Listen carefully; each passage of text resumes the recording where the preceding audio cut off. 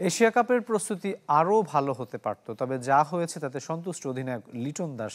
অফর্মে থাকা তাওহিদ হৃদয় ঘুরে দাঁড়াবে বলেও বিশ্বাস অধিনায়কের। একটু আক্ষেপ নিয়েই কি সিরিজ শেষ করলো বাংলাদেশ? 3 ম্যাচের একটিতেও 20 ওভার ব্যাট করতে পারেনি টাইগাররা। শিশিরের প্রতিবন্ধকতা কিভাবে জয় করবে বোলাররা, সেই প্রস্তুতি নেওয়া হলো না। এশিয়া কাপের জন্য যা ইতিবাচক হতে পারত। পুরোপুরি খেলাটা খেলতে পারতাম তাহলে হয়তো বা বলাররাও আজকে বল করতে পারতো, এটা একটা থেকে যেতে পারে, বাট এটা তো আমাদের হাতে নেই। আমরা চেষ্টা করবো যে আমাদের সামনে যে আবার প্র্যাকটিসগুলো আছে ওখান থেকে যেন ওই জিনিসটা কভার আপ করতে পারি।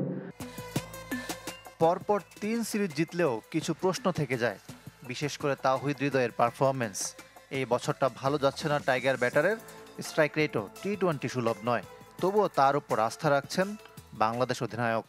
এরকম স্ট্রাগল আসতে পারে, আমি এটা নিয়ে একদমই ওয়ারিড না। আই নো হৃদয় কী করতে পারে আমাদের টিমের জন্য।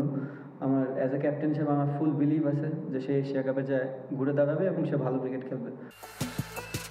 মহাদেশীয় টুর্নামেন্টের আগে পাকিস্তান আফগানিস্তানকে নিয়ে ত্রিদেশীয় সিরিজ খেলছে আরব আমিরাত, আর দ্বিপাক্ষিক সিরিজে শ্রীলঙ্কার প্রতিপক্ষ জিম্বাবুয়ে। সেখানে নেদারল্যান্ডসের সাথে খেলে কি ঠিকঠাক প্রস্তুতি হলো বাংলাদেশের? এর মধ্যে আর কোনো দল ছিল না আসার জন্য বাংলাদেশে। যদি আসতো হয়তো বা ইন্ডিয়া আসতো, তখন আবার এই প্রশ্নের অ্যান্সার দিতেন আপনি, আপনারা হয়তো বেশি ভালো দল পেয়ে গেছেন, প্রস্তুতি কি ভালো হলো কিনা। দেখেন, এই ধরনের প্রশ্ন করলে অ্যান্সার দেওয়াটা খুব ডিফিকাল্ট। এখন যদি আমি বলি আপনারে আপনি ভালো সাংবাদিক না উনি ভালো সাংবাদিক, তাহলে জিনিসটা আপনার গায়ে লাগবে।